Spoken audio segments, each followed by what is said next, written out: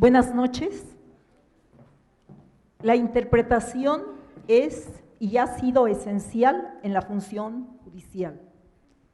Por eso, en el marco del Segundo Congreso Internacional de Filosofía del Derecho, Problemas Constitucionales en un Mundo Global, nos honra con su presencia la doctora María Gascón Avellán. Sin más preámbulo, dejo en uso de la voz a la doctora Marina Gascón Avellán. Bueno, el tema que me han pedido de que hablase es el de la interpretación de la Constitución. La interpretación de la Constitución es un tema muy recurrente en los escritos de los juristas en los últimos tiempos y además me parece que esa atención especial que se dedica al tema pues está sobradamente justificada por varias razones. A mí me parece que la interpretación de la Constitución es más importante, si puede decirse así, que la de el resto de las normas, aunque solo sea por la gran incidencia que tiene en el sistema jurídico. Las interpretaciones constitucionales muchas veces puede decirse que transforman el sistema, que lo modifican o por lo menos que lo recrean.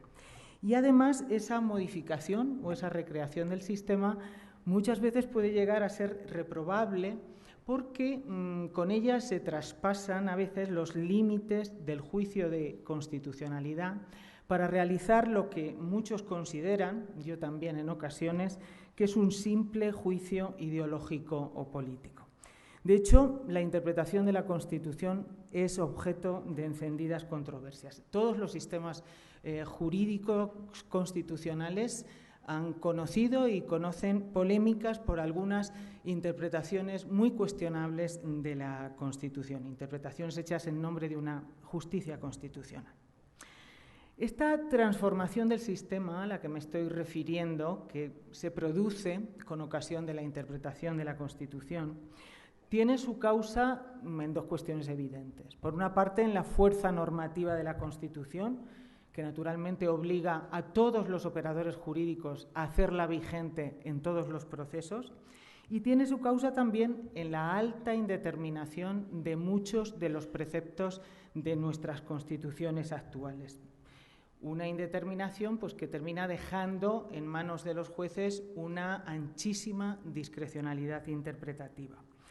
Y es una transformación que, en mi opinión, se lleva a cabo fundamentalmente a través de dos recursos interpretativos: el criterio de la interpretación conforme y el juicio de ponderación, al que antes hacía también referencia Manuel Atienza y al que yo me voy a referir también después.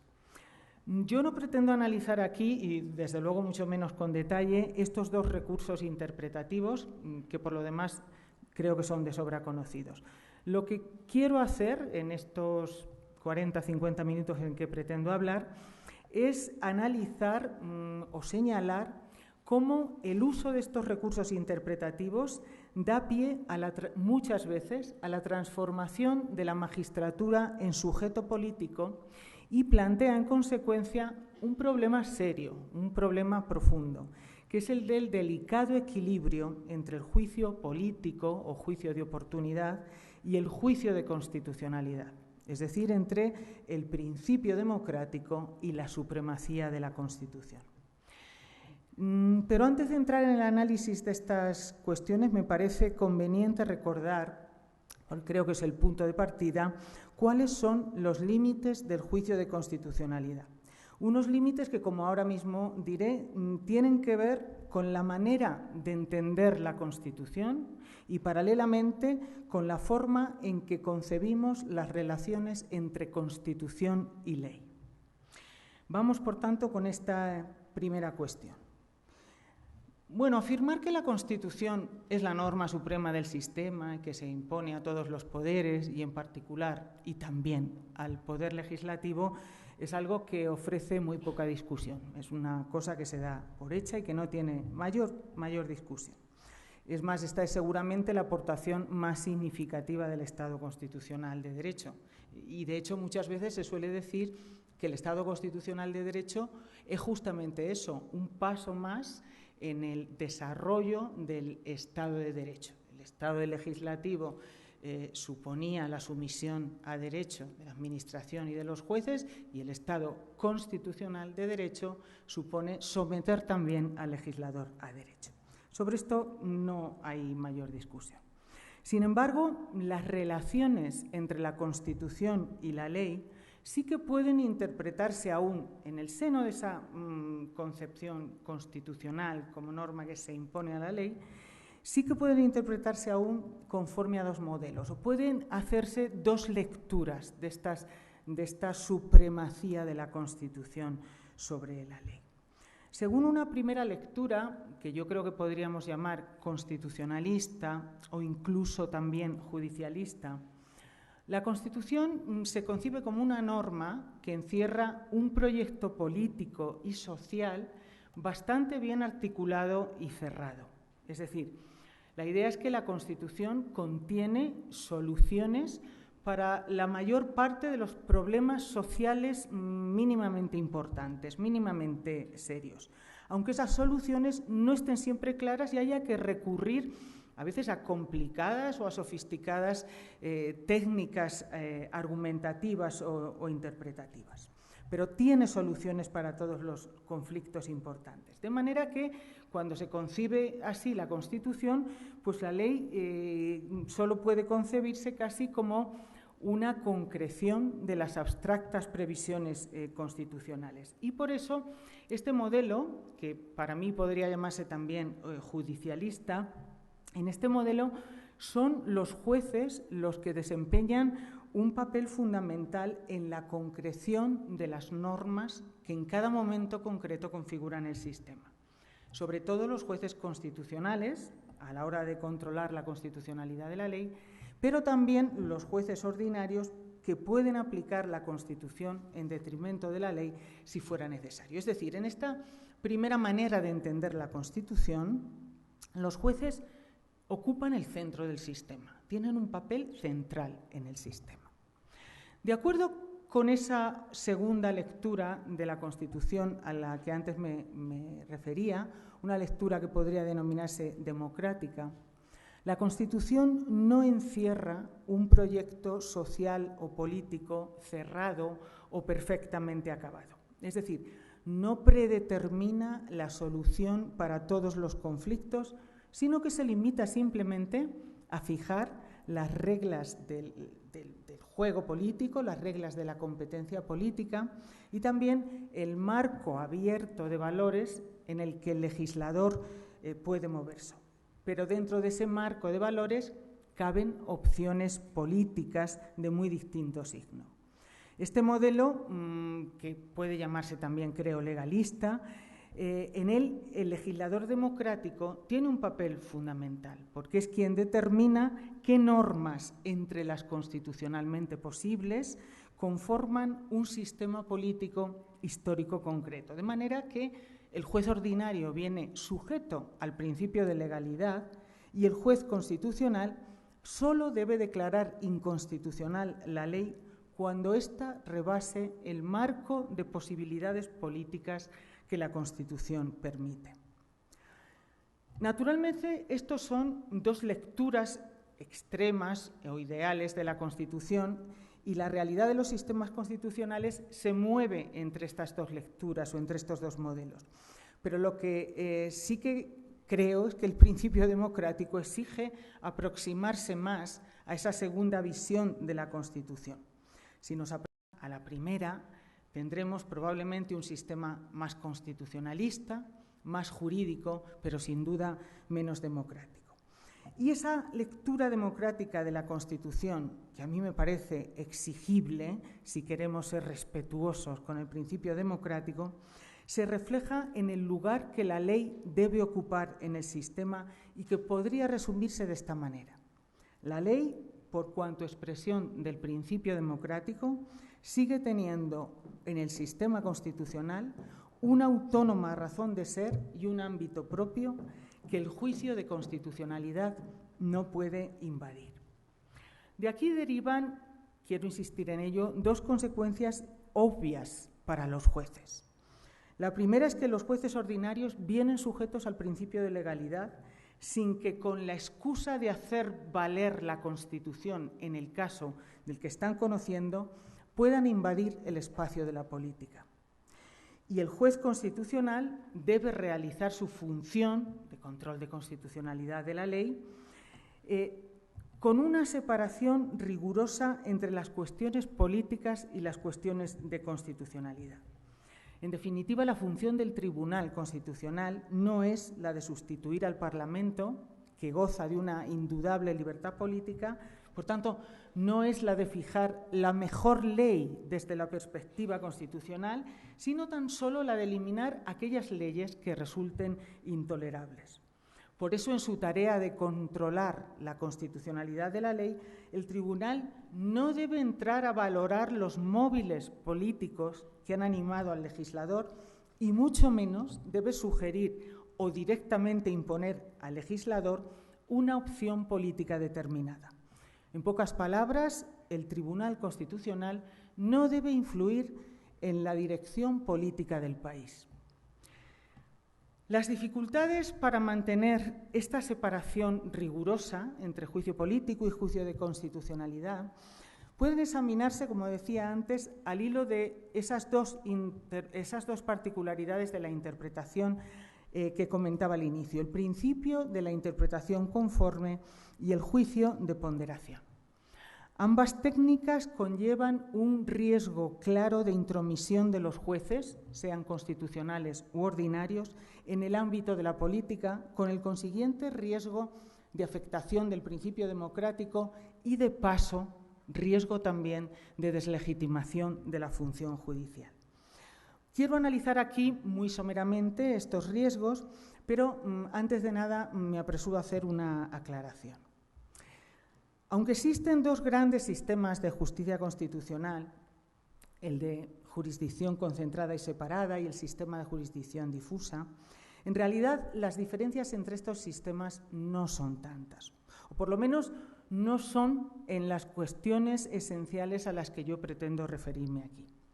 En el sistema concentrado, el juez de las grandes cuestiones de constitucionalidad es el Tribunal Constitucional, es decir, el que realiza el control abstracto de la ley.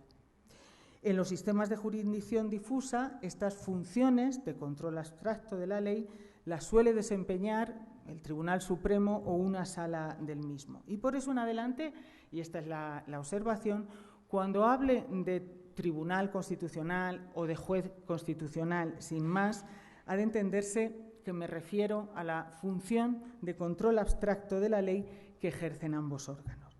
Bueno, y hecha esta advertencia ya, pues paso a considerar, en primer lugar, las extralimitaciones del juicio de constitucionalidad que se llevan a cabo con ocasión del principio de interpretación conforme.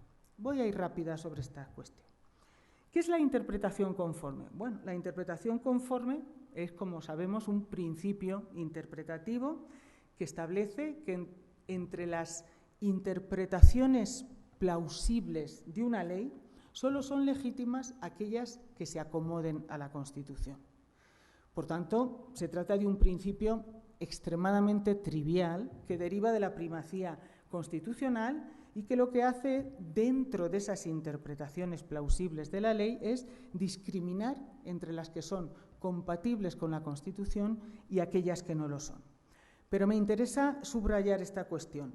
La interpretación conforme discrimina entre las interpretaciones plausibles de la ley, es decir, las que sean compatibles con su semántica, en conjunción, obviamente, con la sintaxis y con la pragmática. ¿Por qué digo esto? Porque cuando, sobre pretexto de la interpretación conforme, el juez, sea juez constitucional o sea juez ordinario, retuerza intolerablemente el sentido de la ley, estará ejerciendo simple y llanamente funciones políticas. Y esto es precisamente lo que sucede en algunos casos, no siempre, pero sí en algunos casos en los que el Tribunal Constitucional dicta una sentencia o un pronunciamiento interpretativo. ¿Qué es una sentencia interpretativa? Pues recordemos también que es aquella en la que el Tribunal Constitucional declara la constitucionalidad del precepto legal impugnado en la medida, dicen, que se interprete en el sentido que el tribunal considera conforme a la Constitución o que no se interprete en un sentido que el tribunal considera incompatible con la Constitución. En definitiva, cuando un juez constitucional, cuando un tribunal constitucional dicta un pronunciamiento interpretativo, lo que señala es que existen otras posibilidades de interpretar la ley diferentes de la que se está rechazando y que, de acuerdo con esas otras interpretaciones plausibles que la propia sentencia proporciona, la ley resulta compatible con la Constitución. Por consiguiente, las sentencias interpretativas no tienen en principio absolutamente nada de reprobable. Diría que al contrario, conjugan la primacía de la Constitución con la conservación de las leyes y se muestran en este sentido deferentes con el legislador en la medida en que están imponiendo la Constitución, pero al propio tiempo respetando la libertad de configuración normativa que el legislador tiene. Ahora bien, aunque las sentencias interpretativas no sean reprobables, es cierto también que el recurso a estas sentencias interpretativas entraña un riesgo evidente. Y es que con la excusa de la interpretación conforme, el juez constitucional podría terminar haciendo una interpretación de la ley extraña o forzada, en todo caso una interpretación que no se deduce de su texto. Y en este caso se estarían traspasando los límites de la interpretación conforme, que, como he dicho antes, vienen marcados, a mi juicio, por las interpretaciones plausibles de la ley, se estarían traspasando estos límites para realizar una simple alteración del ordenamiento, invadiendo el ámbito que la Constitución reserva al legislador. Precisamente para manifestar que este tipo de actuaciones es reprobable, o por lo menos que es cuestionable, en la doctrina jurídica iuspublicista se suelen denominar sentencias o pronunciamientos manipulativos a este tipo de actuaciones. Y son pronunciamientos, además, que revisten un particular interés, porque dan la medida de cuánto cambia un ordenamiento jurídico por la vía del control de constitucionalidad. Si yo tuviera que describir las sentencias manipulativas, diría que este tipo de sentencias tienen lugar cuando ninguna de las interpretaciones plausibles del precepto legal que se ha impugnado permite mantener la constitucionalidad de la ley.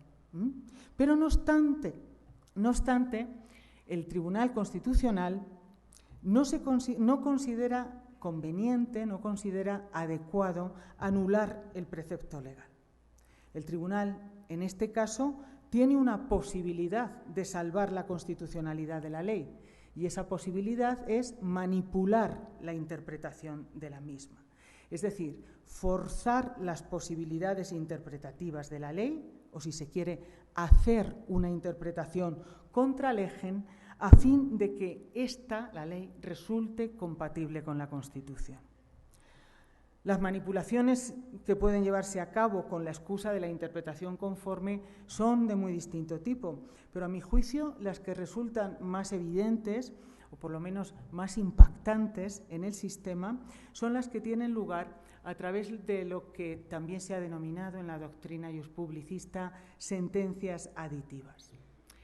Las sentencias aditivas consisten en hacer simplemente una interpretación extensiva del ámbito de aplicación del precepto legal que se ha impugnado a fin de conformarlo a la Constitución. De manera que, tras la interpretación que el Tribunal Constitucional realiza, la ley resulta aplicable a más supuestos de los comprendidos en abstracto por el enunciado legal. Este tipo de pronunciamientos aditivos, no son moneda corriente en los tribunales constitucionales, pero tampoco son en absoluto infrecuentes.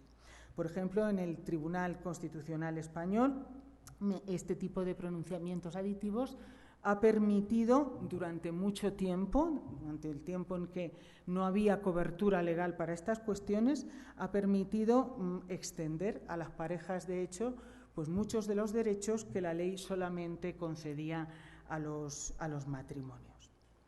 Naturalmente, estas sentencias manipulativas en general y aditivas en particular gozan de una sólida justificación constitucional. No son pronunciamientos donde los tribunales constitucionales simplemente ejerzan un poder arbitrario. Son pronunciamientos que tienen una buena y sólida justificación constitucional y por eso su censura, o por lo menos la censura que yo creo que hay que hacer a algunos de ellos, no resulta evidente para todos.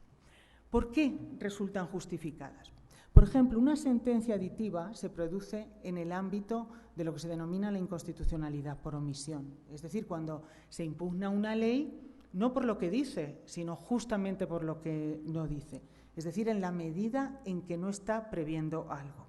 Normalmente se impugna la ley porque el legislador ha concedido una serie de derechos o de ventajas o beneficios a una clase de sujetos, pero ha excluido a otros sujetos.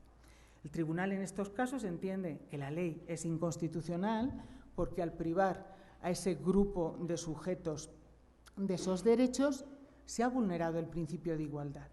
Y entonces, en buena lógica, lo que el tribunal tendría que hacer es anular la ley, declarar su inconstitucionalidad. Aunque también es evidente que si anulase la ley, eso causaría perjuicios inmediatos a todos aquellos a los que la ley confería derechos. Precisamente por eso, por esos perjuicios que se derivarían de la simple anulación de la ley, el tribunal, en vez de anular la ley, opta por reparar la inconstitucionalidad, añadiendo por vía interpretativa la regulación que falta. O sea, opta por dejar intacta la ley, pero imponer una interpretación de la misma que extienda los derechos al grupo discriminado. ¿Por qué la censura? Bueno, porque estas sentencias, aunque se dicten para salvar la igualdad presuntamente vulnerada por esa omisión legislativa, es evidente que al actuar así el tribunal está creando, aunque sea por vía interpretativa, pero está creando una nueva norma que en adelante es de obligado cumplimiento por los operadores jurídicos, pero que no ha sido querida por el legislador, no ha sido establecida por el legislador. Y por consiguiente el tribunal se está comportando como un auténtico legislador positivo.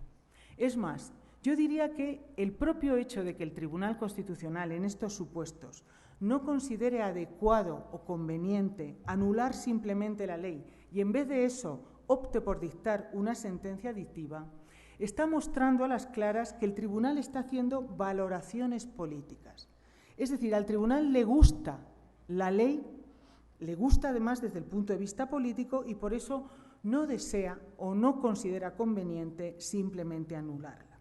Ahora bien, esta actuación de los tribunales constitucionales cuando hacen estas cosas puede llegar a ser reprobable.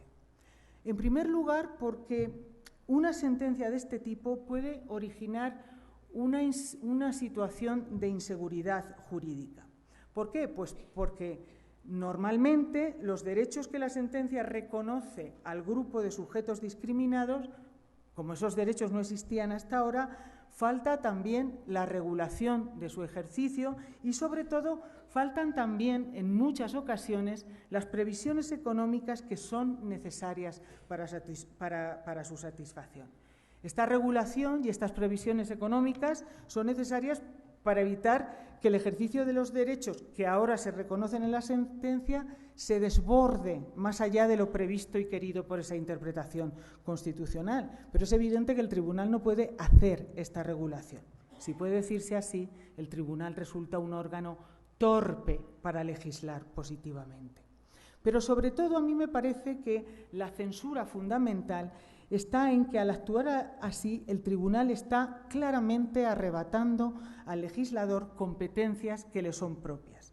Entre otras cosas, porque el legislador, ante la tesitura de extender la ley al grupo discriminado o de configurar, por el contrario, una legislación completamente distinta para todos, quizás podría preferir esta segunda opción, quizás podría preferir hacer una ley distinta.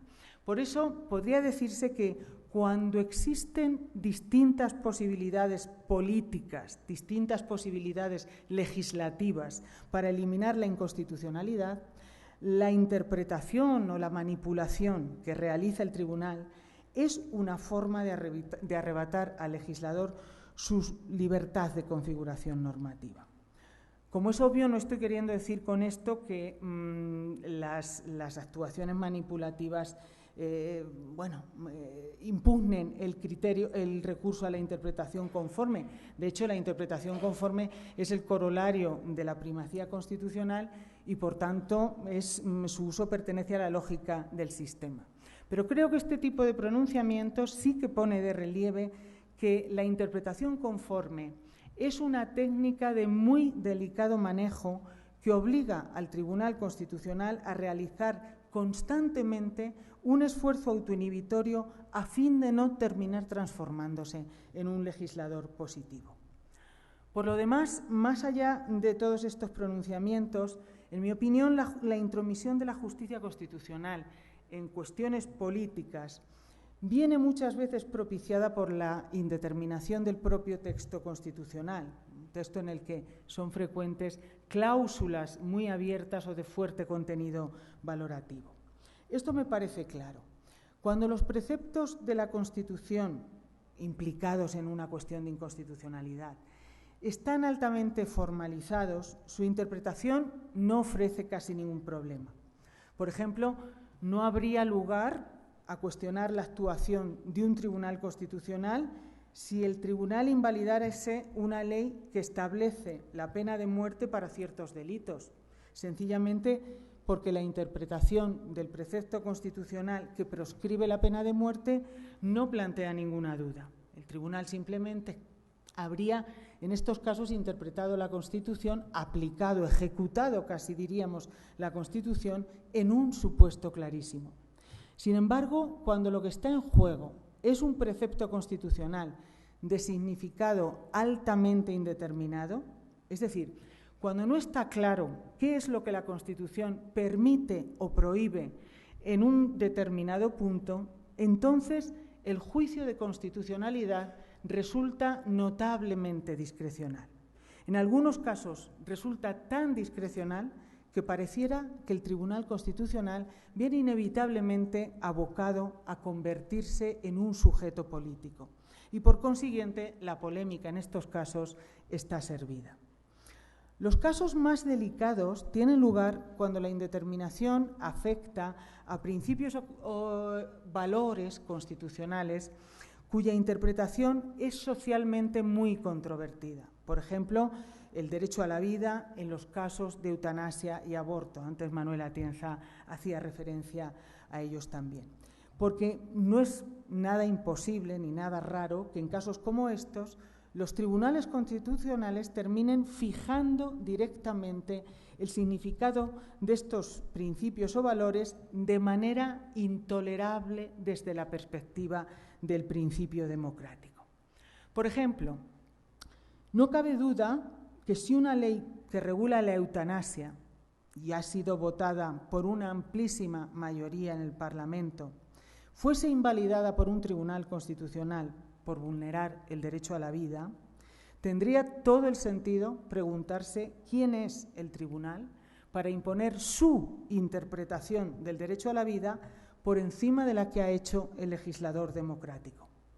Pero creo que tampoco cabe duda que si el tribunal en ese mismo supuesto declarase la constitucionalidad de la ley sin más, estaría también alimentando la idea de que la Constitución exige o impone esa interpretación del derecho a la vida que se ha hecho en la ley y que en adelante ninguna otra mayoría política distinta podría modificar esa interpretación o esa legislación. Por eso todas estas actuaciones son particularmente polémicas y delicadas porque alimentan la objeción antidemocrática a la que siempre se enfrenta la justicia constitucional, es decir, la que se sustancia en la tesis de que las generaciones pasadas no pueden vincular a las generaciones futuras. El problema que plantean este tipo de pronunciamientos, de cuestiones constitucionales socialmente muy controvertidas, tal vez podría salvarse si el tribunal adoptara una especie de solución intermedia, una solución consistente en declarar válida la ley, pero dejando al propio tiempo abierta la reversibilidad de su decisión.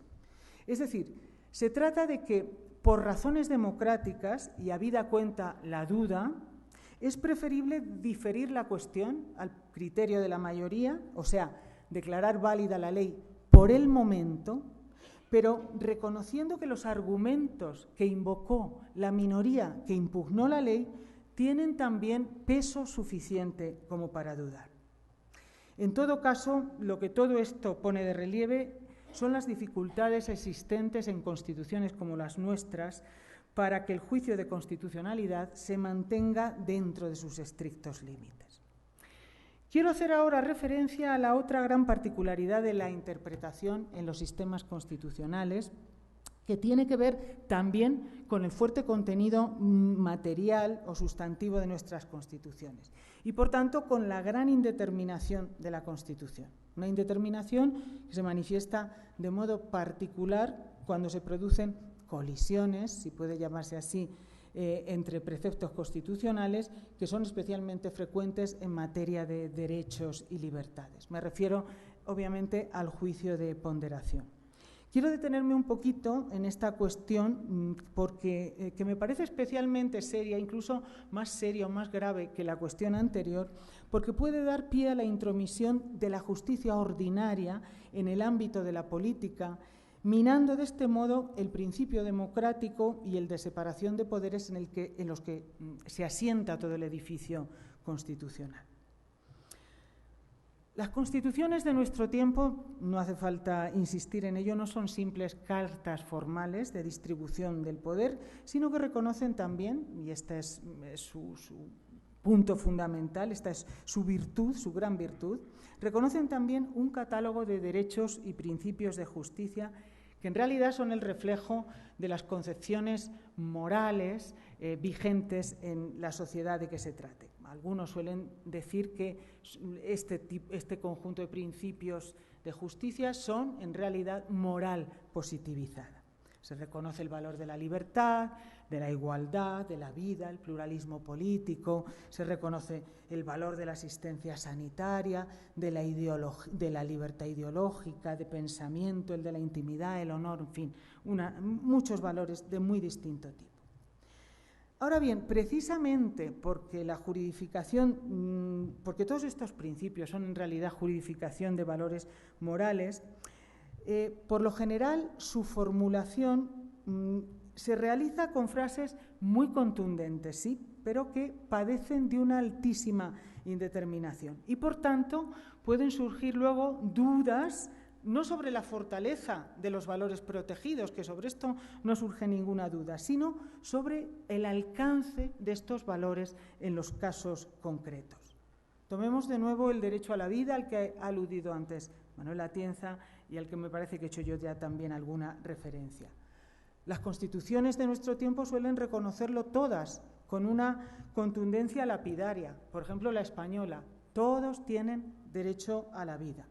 Y está muy claro lo que esto significa. Hay un gran consenso sobre el significado del alcance del derecho a la vida en muchos supuestos. Está muy claro que se protege la vida frente a la amenaza de los particulares y, por supuesto, frente al Estado, y que de ahí deriva la prohibición de la tortura, la prohibición de la pena de muerte y, naturalmente, la justificación de una parte importante del Código Penal, la que tipifica los delitos contra la vida. Todo esto está muy claro, no hay ninguna discusión. Pero, ¿y el aborto? ¿Se protege la vida de manera absoluta desde el mismo momento de su concepción? Y, por consiguiente, ¿se prohíbe el aborto en todo caso? ¿O se protege gradualmente, dependiendo de la etapa del desarrollo embrionario? Y, por tanto, el aborto hasta cierto momento, véase las leyes de plazos, o en determinados casos, supuestos, puede estar permitido. ¿Se protege la vida hasta el punto de proscribir lo que algunos llaman la clonación no reproductiva, que implica la destrucción de embriones clonados? ¿O se protege la vida incluso hasta el punto de impedir que los embriones sobrantes del uso de las técnicas de reproducción asistida sean donados para la investigación? Se protege la vida incluso frente a su titular, en cuyo caso estaríamos proscribiendo constitucionalmente también la eutanasia, o se protege frente a todos, pero no frente a su titular. La expresión más genuina de todas estas dudas se presenta, por supuesto, articulada a través de los conflictos entre derechos. Por ejemplo, si está en cuestión la licitud de una intervención de las comunicaciones que se ha llevado a cabo en el curso de una investigación judicial en la persecución de un delito grave, podríamos preguntar ¿a qué valor es al que hay que dar preferencia?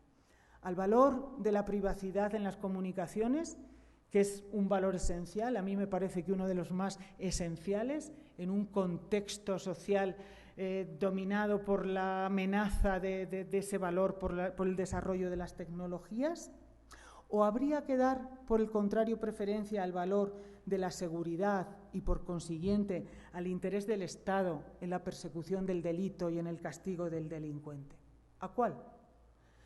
Para un garantista convencido, a mí me parece que la respuesta está muy clara, pero también está muy clara para quien piense que la garantía de la seguridad es un valor prioritario del Estado y que incluso carece de sentido hablar de que se pueden garantizar los derechos en un marco de inseguridad. Y lo mismo podría decirse de nuevo sobre la polémica de la eutanasia. ¿Hay que despenalizarla o incluso regularla, tal y como sugiere el reconocimiento del valor de la autonomía de los sujetos? ¿O por el contrario, debe seguir siendo criminalizada según se desprende del reconocimiento del derecho a la vida y su interpretación como derecho-deber que exige, por tanto, una protección absoluta? Es evidente que los conflictos entre principios constitucionales no admiten soluciones generales. Por ejemplo, no todos los conflictos entre la libertad y la seguridad se tienen que resolver siempre de la misma manera. Y ello es así, aunque solo sea porque todos estos derechos y principios tienen, por así decirlo, una misma dignidad constitucional. Por tanto, no sería constitucionalmente lícito otorgar siempre y en todo caso preferencia a uno de ellos sobre los demás. Por eso la solución para estos conflictos pasa necesariamente por construir una regla que otorgue la preferencia a uno de los derechos en conflictos en el tipo de supuestos de que se trate. Bien, el juicio que articula esta preferencia de uno de los derechos enfrentados es lo que se ha denominado, en terminología que hoy ya se ha extendido y está completamente asentada, ponderación o juicio de proporcionalidad, que es en realidad, a mi juicio por lo menos, una potente estructura argumentativa que expresa las exigencias de proporcionalidad de aquellas medidas o decisiones que supongan el sacrificio de un derecho. No voy a detenerme ni mucho, ni poco, ni nada en el análisis del juicio de ponderación, pero sí que quiero recordar que en lo esencial la ponderación o el juicio de proporcionalidad implica decidir si la importancia de las razones para proteger un cierto derecho justifica o compensa la intensidad con la que se está afectando o minando el otro derecho en conflicto. Y quiero recordar esto porque hablar o evaluar la importancia de las razones, evaluar a su vez la intensidad o el grado, cuán intensamente se ha afectado otro derecho, y comparar si una cosa compensa a la otra, está claro que implica valoraciones de todo tipo. Por eso la ponderación, en realidad, estimula la argumentación moral, o en todo caso un tipo de argumentación muy abierta a las valoraciones. Y por eso también me parece que no es la expresión, no puede serlo, de un juicio objetivo e inobjetable, y mucho menos resulta expresable en una fórmula matemática a lo Alexi. Como dice un querido colega mío, no existe un ponderómetro. La ponderación es una potentísima herramienta argumentativa y yo creo que es mucho mejor o mucho más racional ajustarse a esa herramienta que no ajustarse a ella. Es mejor porque en un ámbito de tan intensa discrecionalidad es una hacer una argumentación esmerada y con buenas razones y transparente es una manera también de controlar que ese inevitable poder discrecional no se convierta en un poder para la arbitrariedad. Pero, desde luego, no cancela la valoratividad o la subjetividad del juicio de fondo. La prueba es que personas perfectamente razonables pueden discrepar sobre el resultado de esa ponderación. Y más aún cuando lo que está en juego son asuntos de fortísima carga ideológica, donde se confrontan concepciones morales y políticas muy distantes entre sí.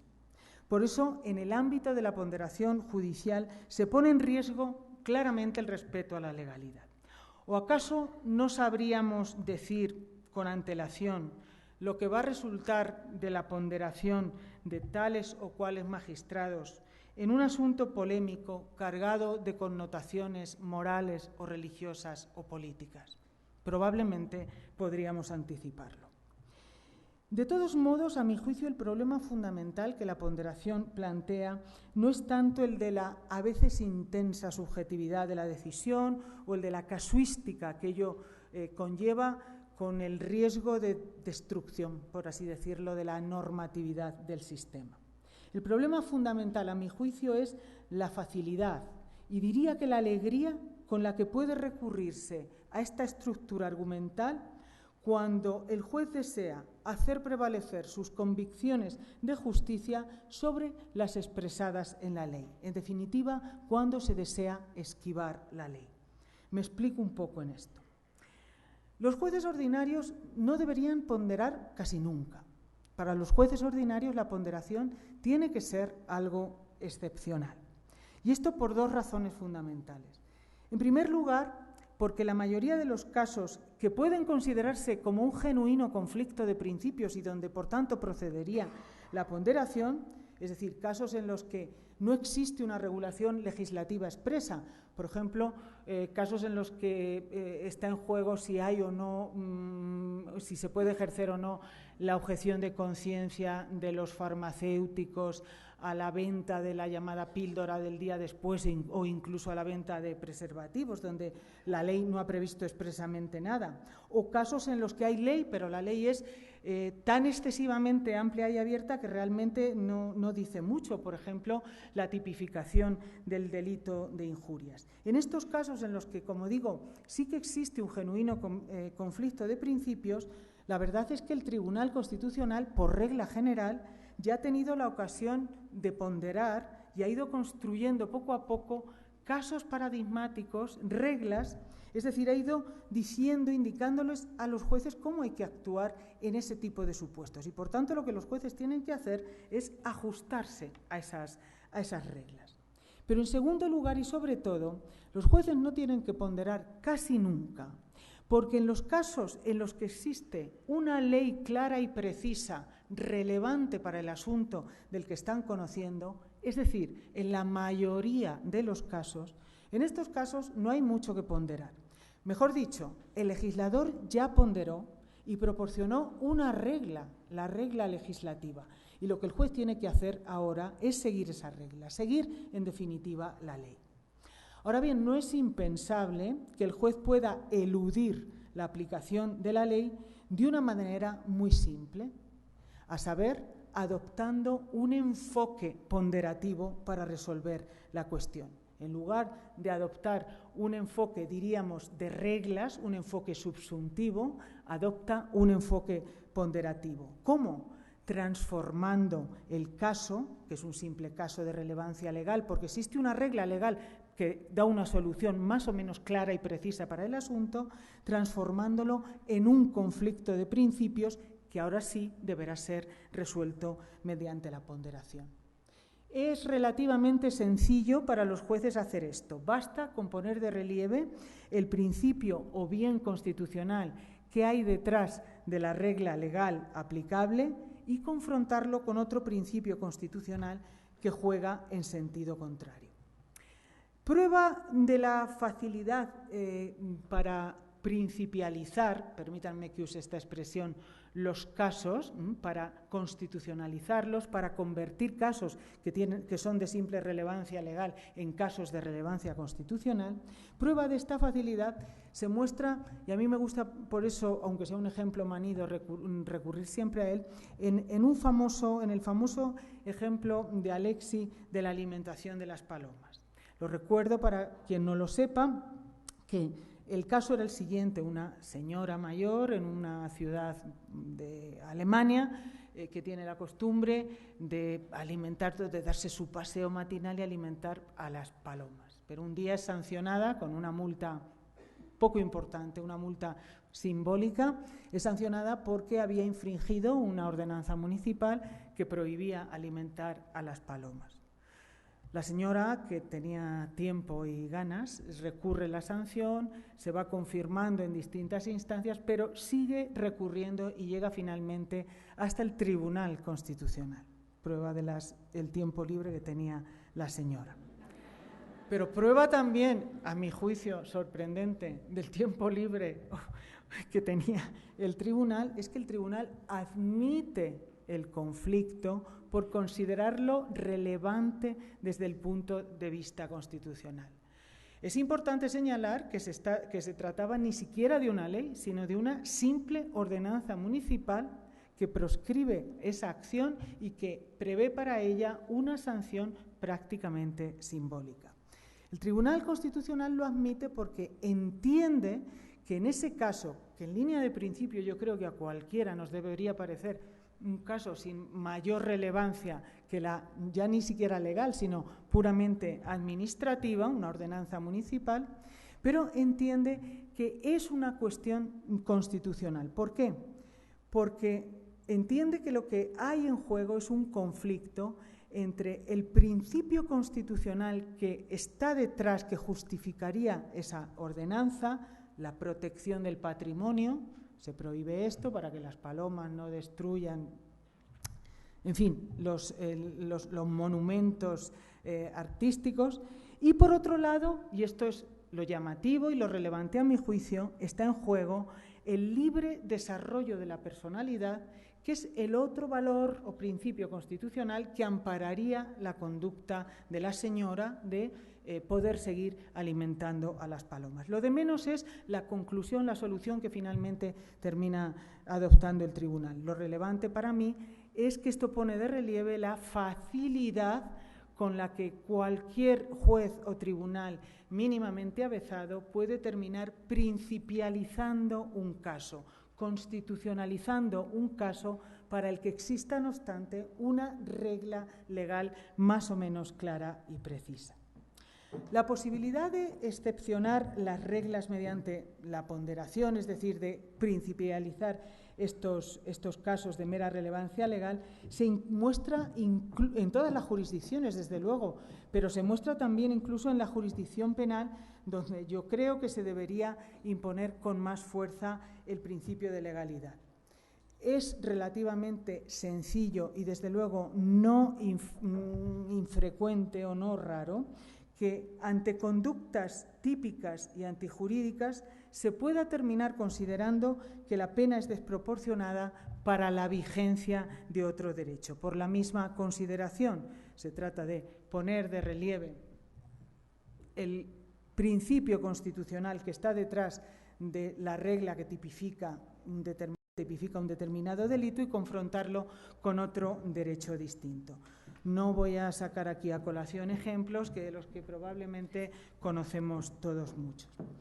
Incluso puede decirse que esta posibilidad de excepcionar las reglas a partir de principios ha modificado sectores importantes, sectores enteros del ordenamiento. Permítanme aludir simplemente a uno de ellos porque a mi juicio es un ejemplo de esto.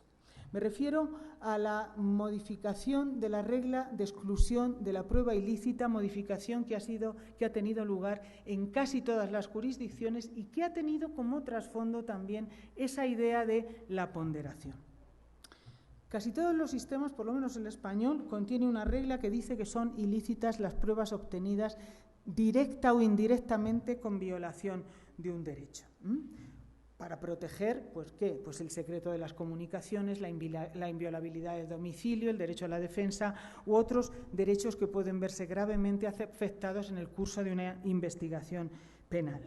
Bien, pues precisamente la exclusión de estas pruebas, la regla de exclusión de estas pruebas, ha ido siendo poco a poco minada, llenándola de excepciones justamente a raíz de la ponderación, poniendo de relieve de nuevo, confrontando de nuevo los derechos que están detrás de esa exclusión de las pruebas obtenidas ilícitamente con otro derecho también importante de relevancia constitucional, que es el principio de seguridad o el interés del Estado, como suele decirse, en castigar y perseguir el delito. La seguridad, en definitiva. Lo que quiero decir con ello es que la ponderación es un recurso, y con esto termino, es un recurso argumental que, si se me permite la expresión, se lo pone demasiado fácil a los jueces que desean eludir la aplicación de la ley porque consideran que la solución que la ley da para el caso que se juzga es injusta. Pero de este modo yo creo que se alienta o se da cobertura a una especie de uso alternativo del derecho de nefastas consecuencias para el principio de legalidad y para la seguridad jurídica. En todo lo que he dicho hasta aquí deberían matizarse muchas cosas, de esto no me cabe ninguna duda. Sin embargo, mi objetivo no era tematizar todos estos principios interpretativos, sino que lo único que he pretendido hacer es simplemente advertir de los riesgos que todas estas técnicas comportan para la vigencia de la legalidad y, por consiguiente, para el principio democrático. Todos los lances paralegislativos que se realizan en nombre de la justicia constitucional y a través de la interpretación conforme y el uso alegre y desenfadado de la ponderación constituyen intervenciones muy cuestionables en el espacio que la Constitución reserva a la política y terminan menoscabando inevitablemente el respeto por la legalidad.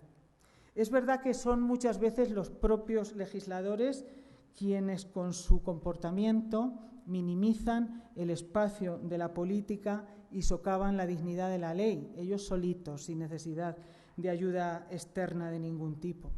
Pero también es verdad que una justicia ejercida sin el necesario respeto a la ley, una justicia que circunvala la ley o que la ningunea, aunque lo haga en nombre de una supuesta primacía de la Constitución, está socavando el principio democrático y, de paso, está también deslegitimándose como poder. Los jueces son o deben ser los defensores de la legalidad, porque esta es la sustancia de su oficio. Y por eso, en mi opinión, hacen un flaco favor al sistema cuando no contienen su acción dentro de esos estrictos límites. Perdonen que me haya pasado de tiempo. Lo siento.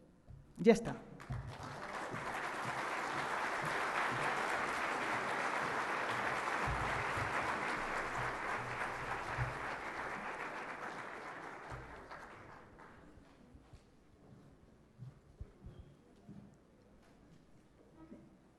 Marina ha disertado magistralmente sobre la cuestión de la interpretación constitucional. Nos ha dicho que es objeto de controversias. Nos ha explicado el uso de los recursos interpretativos, los problemas que plantean, los límites del juicio de constitucionalidad, las relaciones entre la Constitución y la ley, el papel fundamental de los jueces en la concreción de la ley como centro del sistema. Nos ha explicado y nos ha dado lo que es la lectura democrática de la Constitución, cuándo se debe declarar inconstitucional una ley. Nos ha explicado ampliamente los principios de interpretación conforme, de ponderación, lo relativo a la jurisdicción concentrada, a la jurisdicción difusa, las extralimitaciones del juicio de constitucionalidad, lo que es una sentencia interpretativa y cuáles son las consecuencias de sus recursos, la posibilidad de que se traspasen sus límites, lo que son las sentencias aditivas y sus consecuencias, así como el contenido material de las constituciones y sus modalidades, así como el juicio de proporcionalidad y los problemas de ponderación. Marina, muchas gracias por tu presencia y por haber venido a nutrir este congreso con tu gran experiencia y tus conocimientos.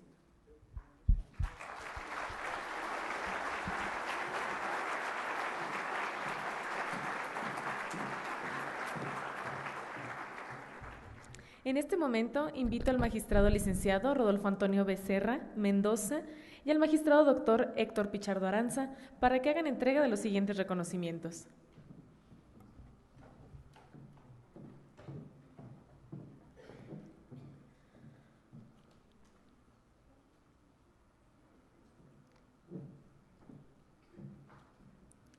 A la doctora Marina Gascón por la brillante disertación de la conferencia Interpretación de la Constitución.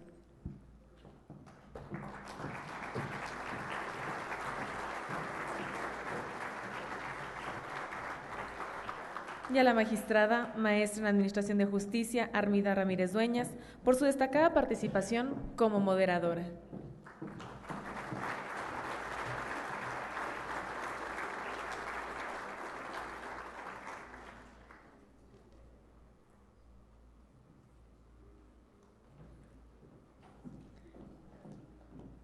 Por su atención, muchas gracias.